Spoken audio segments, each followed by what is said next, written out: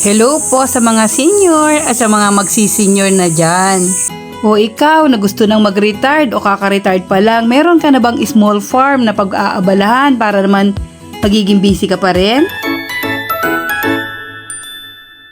O ngayon naman po, update uli po tayo dito sa aking farm na meron na pong mga tanim at meron na pong kaunting improvement. Yung aksidenteng naputol na puno ng abokado, gagawin na nating isa sa mga tukod ng ating balag. Matibay yan. Kaya tamang-tama yung mga lagari at gulok na binili ko pang tulong dito sa farm. Super thankful naman talaga ako dito sa aking anak na si Philip na tinutulungan naman ako dito sa mga gawain dito sa farm. Yang magtaga at maglagari, kaya ko naman yan, kaya lang mahirap. Kapag meron kang ganitong farm, kailangan mo ng dedication, time at efforts din. Para later, meron kang maaani at mapapakinabang dyan sa ating farm. May mga portion dito na may mga ganitong damo pero hindi ko na yan aalisin. Dahil nagtanim na ako ng kalabasa, kapag gumapang na itong kalabasang ito, kailangan niyang hindi purong lupa ang gagapangan. Yung mga tinatayo kong kawayan, gagawin kong garden box, kaya maglalagay ako ng mga ganitong halaman. Gusto kong may kulay-kulay na halaman at bulaklak doon. Tapos magtatanim din ako ng luya. Madali ring alagaan ng sitaw, kaya magtatanim din ako ng sitaw at ito ang pagpapagapangan ko sa kanya.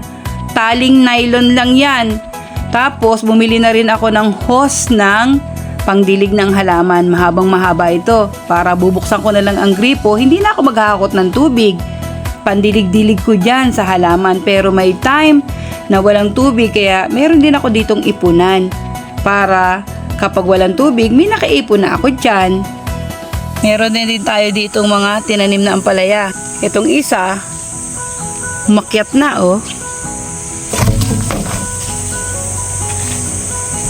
At ang masaya dito, ang ating ampalaya may isa ng bunga. Ito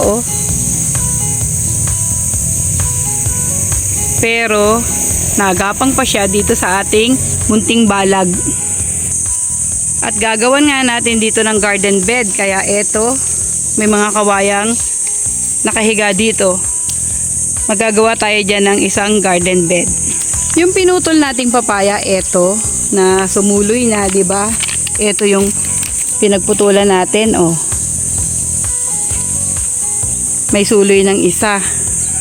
Yung katawan nga niya, eto natuyo na. Ayan.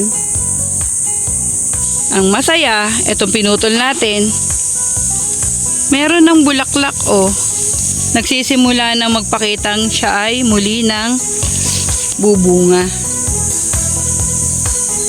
Ang cute, no? At ang saya. Yung mga papayang pinagpuputol ko, ang height nila ay mahigit sa 20 tao na. Kaya ito, nang maputol ko sila, may mga suloy na sila. Ang gagawin ko naman dito, syempre, aalisin ko yung mga ibang suloy-suloy sa mga tagiliran. Tanggalin natin yung madami. Yan. Isa rin lang yung ititira natin para bubunga din agad siya. Hindi pa natin na ipapahukay yung mga puno nitong saging na ito at sumusuloy na ulit sila. Pero tatanggalin nga natin yan at papalitan natin ng ibang variety. Medyo malalim ang ating pinahuhukay para yung ating magiging balag medyo matagal natin magagamit. May tinanim na din ako ditong dragon fruit. Para later, meron tayong mapipitas na prutas. May tinanim na rin ako ditong mga papaya.